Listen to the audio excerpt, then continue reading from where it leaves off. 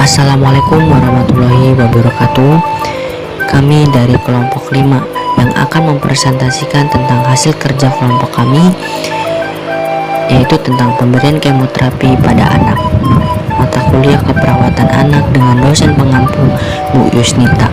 Izin memperkenalkan nama kelompok terlebih dahulu. Yang pertama ada Anugrah Sapani, yang kedua ada Bayu Noviantoro, yang ketiga ada Benny Charles Indrawan, yang keempat ada Muhammad Billy Nugraha, yang kelima ada Nur Aini Habibah, yang keenam ada Reni Yulita, yang ketujuh ada Restu Ilamsa, dan ke-8 ada Syahroni Hidayat. Simak video presentasi kami berikut ini. Definisi dari kemoterapi. Kemoterapi adalah pengobatan penyakit yang disebabkan oleh agen kimia yang biasanya digunakan untuk terapi kanker. Dasar pengobatan yaitu perbedaan antara sel kanker dan sel normal terhadap reaksi pengobatan sitostatika yang diberikan sendiri-sendiri atau secara kombinasi. Klasifikasi terdiri dari 4. Yang pertama itu kemoterapi induksi atau kemoterapi di awal.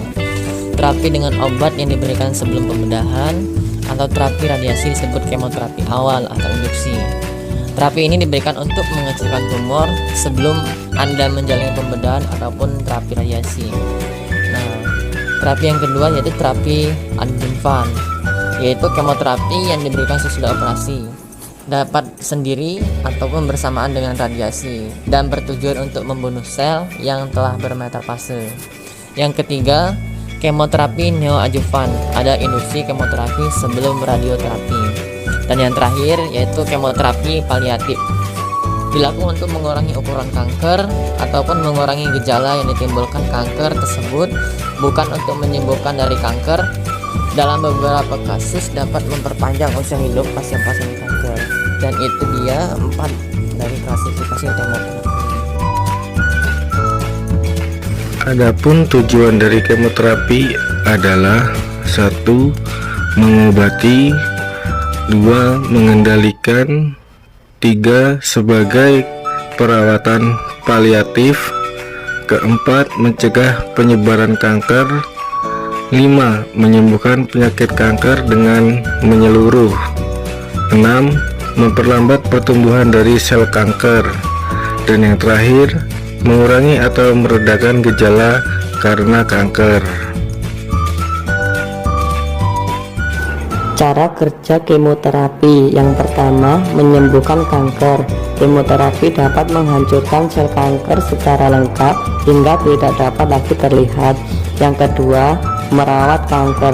Kemoterapi dapat menghambat penyebaran lebih jauh dari sel kanker dengan cara mengecilkan pertumbuhannya. Yang ketiga, meringankan gejala kanker. Kemoterapi dapat digunakan secara khusus untuk menargetkan tumor tertentu yang menyebabkan tekanan atau nyeri pada bagian tubuh yang terkena. Komplikasi kemoterapi. Yang pertama ada efek samping, nausea, vomiting, mual muntah, alopecia, rambut rontok atau kebotakan, rasa atau pengecapan menurun, mukositis, yaitu inflamasi dan ulcerasi pada membran mukosa oral. Selanjutnya toksi, hematologi, depresi sumsum tulang, anemia. Selanjutnya radioterapi, yaitu menggunakan X-ray atau radiofarmasikal atau radionukleid. Pada X-ray terapi radiasi diberikan secara lokal untuk kerusakan jaringan sehat lainnya.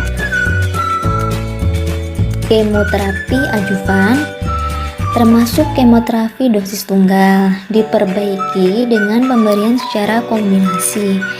Kombinasi obat dengan cara kerja berbeda dan efek samping terbatas, dan dilanjutkan dengan masa istirahat. Nah, keberhasilan terapi ini dipengaruhi dengan heterogenitas tumor, sensitivitas terhadap obat, efek sinergi dari obat-obatan tersebut. Dan secara klinis, terapi ini menunjukkan tidak adanya residual tumor atau sisa massa setelah pemberian terapi awal. Dan penelitian prospektif pada anak, tidak adanya mikrometastase atau kumpulan kecil sel kanker yang telah terlepas dari tumor tersebut pada saat terjadinya pembedahan. Lalu efektivitas terapi berhubungan dengan pembedahan mikrometastase dan metastase nyata secara klinis seperti sel tumor berkurang, sel ada dalam siklus yang sensitif terhadap kemoterapi. Semua sel terkena konsentrasi obat yang adekuat dan resistensi berkurang.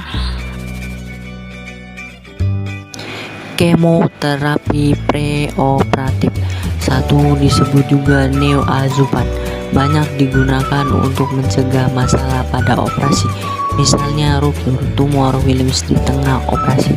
2.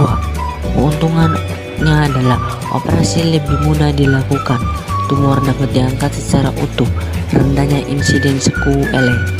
3. Pada tumor Wilms, ukuran tumor mengecil, insiden penyebaran rendah, prognosis membaik.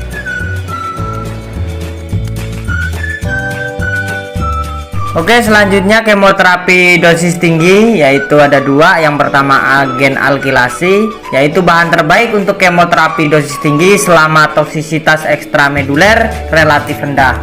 Dan yang kedua, tumor yang residif setelah kemoterapi dosis tinggi, yaitu di terapi megadosis atau disertai penanganan sel-sel muda darah tepi.